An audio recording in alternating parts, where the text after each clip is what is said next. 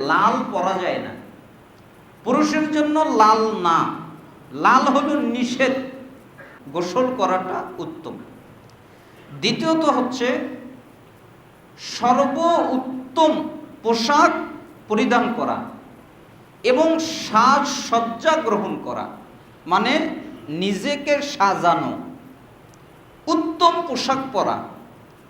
পুরুষরা ঈদ উল ফিতরের দিন সকালে সর্ব উত্তম পোশাক পরিধান করে সুসজ্জিত হয়ে ঈদগাহের উদ্দেশ্যে রওয়ানা হবে। এর সমর্থনে যেই হাদিসটি আমরা পাই সেটা হচ্ছে আব্দুল্লাহ ইবনে উমর রাদিয়াল্লাহু আনহুমা থেকে বর্ণিত। তিনি বলেন, বাজারে বিক্রি হচ্ছিল এমন একটি রেশমি জুব্বা নিয়ে ওমর রাদিয়াল্লাহু আনহু আল্লাহ রাসূল সাল্লাল্লাহু আলাইহি সাল্লামের নিকটে এসে বললেন, হে আল্লাহর রাসূল, আপনি এটি কিনে নিন। ঈদের সময় এবং প্রতিনিধি দলের সাথে সাক্ষাতের সময় এটি দিয়ে আপনি নিজেকে সুসজ্জিত করবেন, যেটা বুখারীর 948 নম্বর হাদিস। অতএব এই হাদিস থেকে বোঝা যায় যে ঈদের দিন সাজসজ্জা গ্রহণ করাটা ভালো। ইবনে আব্বাস রাদিয়াল্লাহু আনহু থেকে বর্ণিত, তিনি বলেন, কানা ইয়ালবাসু ইয়াউমাল ঈদ বুরদাতান হুমারা। রাসূল সাল্লাল্লাহু আলাইহি সাল্লাম ঈদের দিনে লাল চাদর পরিধান করতেন। সিলসিলা সহিহা 1279 নম্বর হাদিস। কি চাদর? লাল চাদর। আমাদের দেশে একটা কথা আছে, তাই না, যে লাল পরা যায় না, পুরুষের জন্য লাল না, লাল হলো নিষেধ। অথচ লালের কথা বলা হয় নাই, নিষেধ হচ্ছে হলুদ। নিষেধ কি? হলুদ। একেবারে যেই কাপড়ের মধ্যে কোনো রকমের অন্য কালার যুক্ত নাই, পরিপূর্ণ হলুদ, ওই কাপড়টা পরা যাবে না, ওই জামাটা পরা যাবে না। কিন্তু যদি তার মধ্যে কোনো কালার থাকে, হলুদের মধ্যে কালো, হলুদের মধ্যে অন্য কালার, মিক্সার কালার, হলুদও আছে আরো অন্য কালার আছে, তাহলে বৈধ। কিন্তু লাল পরিধান করা যাবে, বৈধ। কেন? রাসূল সাল্লাল্লাহু আলাইহি সাল্লাম নিজে পরেছেন। এই হাদিস থেকে বোঝা যায় যে কারো যদি সামর্থ্য থাকে তাহলে ঈদের দিনের জন্য নতুন কাপড় কিনে পরিধান করবে, এটা ভালো। আর যদি নতুন কাপড় কেনার সামর্থ্য না থাকে তাহলে তার যে কাপড়গুলো আছে ওই কাপড়গুলোর মধ্যে সবচেয়ে ভালো যেটা, ওইটা পরে ঈদের সালাত পড়তে যাবে। আর যদি তার কোনো কাপড়ই না থাকে, ভালো কাপড় নেই, নরমাল কাপড় আছে, তাহলে ওটা পরেই যেন যায়। যার যার সামর্থ্যের উপরে মাসালা বর্তাবে। সাজসজ্জা বলতে একটু আতর মাখালেন, দাড়িতে চুলে তেল দিলেন, এই যে এইগুলো হচ্ছে সাজসজ্জা। আঙ্গুলগুলো সুন্দর করে ঈদের আগের দিন কেটে নিলেন, গোপন অঙ্গের বগলের লোমগুলো ফেলে দিলেন, মানে এটা হচ্ছে আপনার সাজসজ্জা। আর সুন্দর পরিষ্কার পরিপাটি কাপড় পরে আপনি ঈদগাহে গিয়ে ঈদের সালাত আদায় করলেন। তাহলে সর্বোত্তম পরিষ্কার পোশাক, সাজসজ্জা গ্রহণ করা, এটা হচ্ছে সুন্নাত। 4 নম্বর বিষয়টা সাদাকাতুল ফিতির আদায় করা।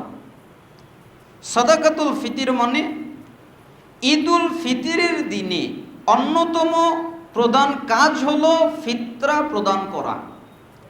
ছোট হোক, বড় হোক, নারী হোক, নর হোক, স্বাধীন হোক, পরাধীন গোলাম হোক, যে কেউ হোক, প্রত্যেক মুসলমান ব্যক্তির উপরে তার পক্ষ থেকে নির্দিষ্ট পরিমাণ খাদ্য দ্রব্য ফিতরা হিসেবে আদায় করাটা সুন্নাত নয়, নফল নয়, ফরজ। আদায় করা কি? ফরজ। আমাদের দেশে তো অনেক রকমের ধোঁকাবাজি হয়। ধোঁকাবাজি কি? যে আমরা তো টাকা দিই, তাই না, অনেক জায়গায় টাকা দেয়, অথচ টাকা দিয়ে ফিতরা হবে এই মর্মে শুধু কিছু তাবিদের কওল ছাড়া। আপনি আমার বলবেন যে আছে তো, আলহামদুলিল্লাহ, প্রসিদ্ধ যত হাদিসের কিতাব আছে পৃথিবীতে, আলহামদুলিল্লাহ, আল্লাহ আমাকে সব কিতাব পরিপূর্ণভাবে পড়ার তৌফিক দিয়েছে। যেগুলো প্রসিদ্ধ কিতাব আমি পরিপূর্ণ পড়েছি, কোনো কিতাবেই দলিল নেই।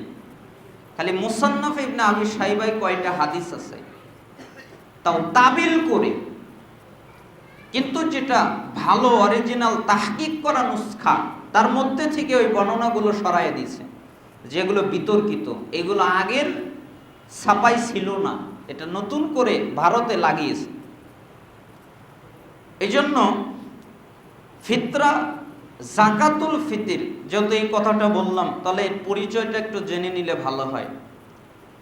জাকাতুল ফিতির দুইটা শব্দ দিয়ে গঠিত, একটা হলো জাকাত আর একটা হলো ফিতির। মানে জাকাত শব্দের অর্থ হলো পবিত্রতা, পরিচ্ছন্নতা, বাড়িয়ে দেওয়া, বিশুদ্ধতা, আরো অনেক অর্থ হয়। আর ফিতর শব্দের অর্থ হলো ভঙ্গ করা, সিয়াম ভাঙা। যেমন ঈদুল ফিতরের অর্থ হলো সিয়াম ভেঙে আনন্দ প্রকাশ করা, আর জাকাতুল ফিতরের অর্থ হলো এই জাকাতুল ফিতর দেওয়ার মাধ্যমে নিজের সিয়ামকে পবিত্র করা, মানে সিয়ামকে পরিশুদ্ধ করা। সিয়ামের ভিতরে যদি কোনো ত্রুটি বিচ্যুতি থাকে তাহলে এগুলো পরিষ্কার হয়ে যায়। এজন্য জাকাতুল ফিতরের উদ্দেশ্যটা আমরা অনেকেই বুঝি না, যেটা আসলে কি। এই প্রসঙ্গেই ইবনে আব্বাস রাদিয়াল্লাহু আনহু তিনি বলেন, ফারাদা রাসূলুল্লাহ সাল্লাল্লাহু আলাইহি ওয়াসাল্লাম যাকাতাল ফিতরি তুহরাতান লিসাইম মিনাল লাগwi ওয়ার রাফাত ওয়া তু'মাতাল লিল মাসাকিন। সায়েমের সিয়ামকে, অর্থাৎ যেই ব্যক্তি সিয়াম পালন করে ওই ব্যক্তির সিয়ামকে অনর্থক কথা এবং বাজে কাজ থেকে পবিত্র করার জন্যে এবং মিসকিনদের খাদ্য খাওয়ানোর জন্যে রাসূল সাল্লাল্লাহু আলাইহি ওয়াসাল্লাম ফিতরা আদায় করা ফরজ করেছেন। তাহলে বলেন তো, ফিতরা আদায় করা কিসের জন্য ফরজ করেছেন? নিজের সিয়ামে যে ভুল আছে ওইগুলোকে ঠিক করার জন্যে। যে আমি 29টা 30টা সিয়াম থাকলাম, পরিষ্কারভাবে আমার জানা সত্ত্বে আমি কোনো ত্রুটি গোনা করি নাই, কিন্তু হয়তো আমার অজান্তে হয়ে গেছে, কিন্তু সেটা আমি জানি না। হয়তো আমার সিয়ামটা পরিপূর্ণভাবে কবুল হয় নাই, কিছু ত্রুটি বিচ্যুতি আছে। তাহলে আমি যদি জাকাতুল ফিতরটা আদায় করি, দেই, তাহলে আল্লাহ আমার সিয়ামের মধ্যে যত ত্রুটি আছে সমস্ত ত্রুটি পুষিয়ে দিবেন, আল্লাহ পবিত্র করে দিবেন।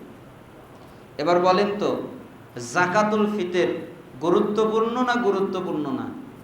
অনেক গুরুত্বপূর্ণ আমাদের জন্যে।